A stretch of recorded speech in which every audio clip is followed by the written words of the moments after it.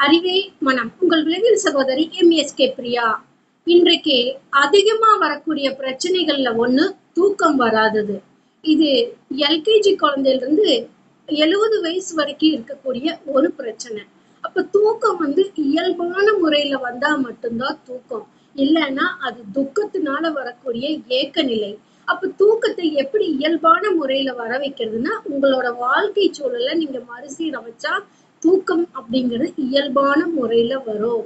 அப்ப நான் இதுவரைக்கும் அப்படியெல்லாம் இல்லையே, நல்லா தானே தூங்கிட்டு இருந்தேன். இப்ப ரீசெண்டா கொஞ்ச நாள் 1 மாசம் 2 மாசம் 6 மாசம் இப்படிதான் எனக்கு தூக்கம் வராம இருக்குது அப்படின்னு நிறைய பேர் சொல்லுவீங்க.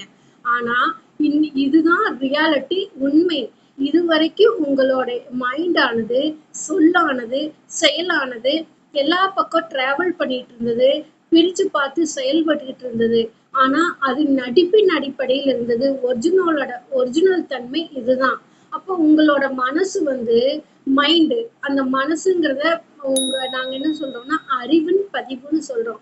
இந்த அறிவின் பதிவுல எதெல்லாம் சேர்த்து வச்சிருக்கிறோம், நல்ல விஷயங்கள், கெட்ட விஷயங்கள், ஏமாத்தப்பட்ட விஷயங்கள், சொல்லப்படாத விஷயங்கள், திரும்ப திரும்ப சொன்ன விஷயங்கள், இத்தனையுமே உங்க மனசுல அறிவின் பதிவா இயங்கிக்கிட்டு இருக்கிறப்ப உங்களுக்கு ஒரு ரெஸ்ட் அப்படின்னு எடுக்க போறது அந்த தூக்கம் அப்படின்னு சொல்லக்கூடிய அந்த படுக்கை அறை. அங்க போறப்பதான் உங்களுக்கு எல்லா நினைவுகளும் வரும். மத்த நேரத்துல வர்றதை விட 3 மடங்குல இருந்து 5 மடங்கு வரைக்கும் எல்லாத்தையும் இழுத்துட்டு வரக்கூடிய இடம் அந்த படுக்கை, நீங்க படுக்க போற இடம். அப்ப அந்த படுக்கைக்கு போன உடனே எத்தனை சிந்தனைகள் உங்களுக்கு வருது. அது எப்படி நம்மளை பத்தி இப்படி சொல்லலாம், ஏன் இவங்க சொல்லாம விட்டாங்க, அப்ப நான் ஏமாந்துட்டேனா அப்படின்னு சொல்லி ஆரம்பத்துல உங்களுக்கு லைட்டா வரும். ஆனா தூங்கிடுவீங்க. இது நாள்பட்டு உங்களுக்கு டெபாசிட் ஆகுறப்பதான் இது ஓவர் ஃப்ளோ ஆயிரும் உங்க மனசுல, அறிவின் பதிவுல. அப்பதான் உங்களுக்கு விழிப்பு நிலையில செயல்பட்டுட்டு இருப்பீங்க, ரெஸ்ட்லெஸ்ஸா இருப்பீங்க. ஒரு இடத்துல தொடர்ந்து உங்களால படுக்க முடியாது. படுக்கிறது கூட இப்படி திரும்பி படுப்பீங்க, அப்படி திரும்பி படுப்பீங்க, கீழே படுப்பீங்க, மேல படுப்பீங்க, எந்திரிச்சு போவீங்க, பாத்ரூம்க்கு அப்பதான் 10 தடவை போவீங்க. அது வரைக்கும் பாத்ரூமே வராது. இந்த மாதிரி பல சிக்கல்களுக்கு உங்க அறிவின் பதிவு தள்ளி விட்டுருது. அப்ப இந்த தூக்கத்தை இயல்பான முறையில கொண்டு வரணும்னா அறிவுரையும் ஆலோசனையும் உங்களுக்கு பலன் அளிக்காது. ஏன்னா மறுபடியும் உங்களுக்கு ஓவர் ஃப்ளோ ஆயிரும். அப்ப இது எப்படி டைல்யூட் பண்றது?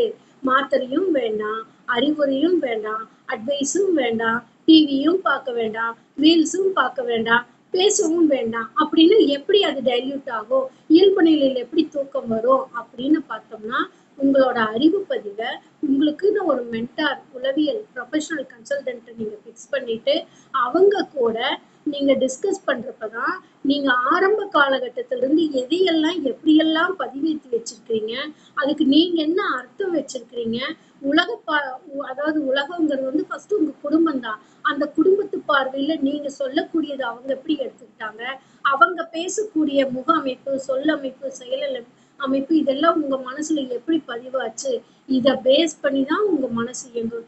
இதைய உளவியல் நிபுணர்கள், அதாவது நாங்க எங்க நிறுவனத்துல எம்.எஸ்.கே. லைஃப் கிளினிக் ஃபவுண்டேஷன்ல வாழ்க்கைக்காக முதல் கிளினிக் ஆரம்பித்து ஒரு தனி மனிதனோட வளர்ச்சிக்கான உளவியல் பகுப்பாய்வு மற்றும் மென்டார்ஷிப் ப்ரோக்ராம் கொடுத்துட்டு வரோம்.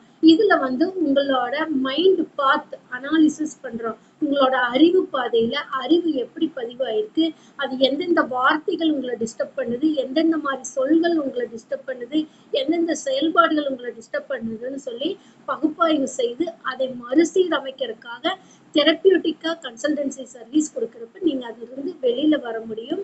அதுல வரக்கூடிய பிளஸ் மைனஸ் திரும்ப திரும்ப மைன்யூட்டா டைல்யூட் பண்ணிட்டு வர நீங்க இயல்பு நிலையில மற்றவர்கள் மாதிரி சந்தோஷமா இருக்க முடியும், இயல்பான தூக்கத்துல இருக்க முடியும். அதுக்குதான் எங்களோட நிறுவனம் எம்.எஸ்.கே. லைஃப் கிளினிக் ஃபவுண்டேஷன் ஸ்லீப்பிங் தெரப்பின்னு சொல்லி கொடுத்துட்டு வரோம் எம்.எஸ்.கே. மென்டார்ஷிப் ப்ரோக்ராம்ல.